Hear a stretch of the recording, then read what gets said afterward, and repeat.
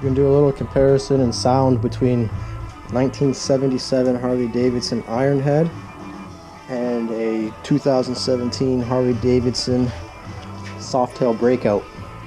The Ironhead has 1¼ inch straight pipes, no baffles.